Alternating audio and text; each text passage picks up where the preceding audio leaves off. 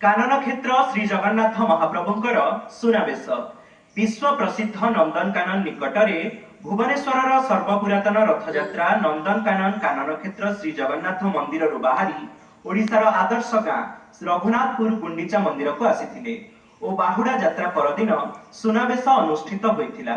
मंदिर कमिटी तरफरु ब्राह्मण मानक द्वारा विभिन्न स्वर्ण अलंकार और विभिन्न सुगसित पुष्प द्वारा चतुर्धामूर्ति मानकु सजाई भक्त मानक दर्शन पाई अनुमति मिलिथिला। प्रथमे साधु संत माने दर्शन करिला परे कानन क्षेत्रर प्रथम सेवक इंजीनियर अभय कुमार सामंतराय पूजा करी आरती करिथिले।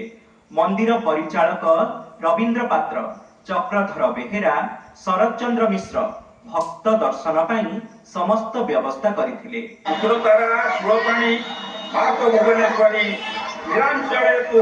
जगन्नाथ साक्षात दक्षिण कालिका कालीतारा महाविद्या छोड़ती भुवनेश्वरी भैरवी छिन्नमस्तक तथा सिद्धि विद्या प्रकृतिता माँ प्रभु जगन्नाथ का आशीर्वाद 1972 मसीह कार्यक्रम चली आज व्यस्तता देखुंट प्रथम आम फूल बेसरे कर फूल बेसर आरंभ हो पर्यंत गलानी कारण आम श्रीक्षेत्र जो भाव चलती केते कहते श्रीक्षेत्र भरी आम कार्यक्रम चलती पारू केमती गोटे पानी ढाल केते जन दरकार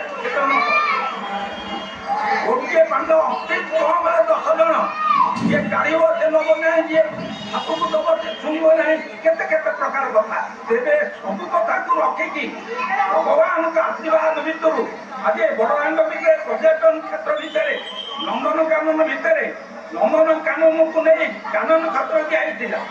मंदिर कमिटी सभापति सुभाष चंद्र पात्र भजन कार्यक्रम और ओडिसी नृत्यर शुभारंभ करथिले और समाज विशिष्ट व्यक्ति मानकु संबर्धना जणाइथिले। नंदनकानन कानन क्षेत्र रे महाप्रभुंकर सुनावेश ये सुनावेश देखिबा पई ओडिसा सारा विश्व बहुत श्रद्धालु आसुच्चंती। ये जो कानन क्षेत्र यह नंदनकानन पर्यटन स्थली निकट अवस्थित जेहेतु यह पर्यटन स्थली निकट अवस्थित यह हूँ श्रद्धालु मानकर एक समागम होती जगन्नाथ को दर्शन करने। वरिष्ठ सेवक बाबाजी चरण प्रधान भक्त मानक पई प्रसाद सेवन व्यवस्था करथिले और भक्तंक पई रसगोला भोग हेमंत कुमार पंडा बंटन करथिले।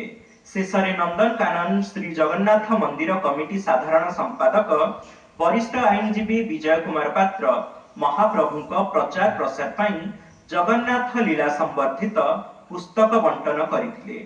प्रशासन मीडिया विद्युत विभाग और रथयात्रा रे सहयोग करिथिबा कार्यकर्ता भक्त विद्वान ब्राह्मण पंडित मानकु कृतज्ञता जणाइबा सह परिवेशटी जय जगन्नाथ ध्वनि रे मुखरित होइथिला।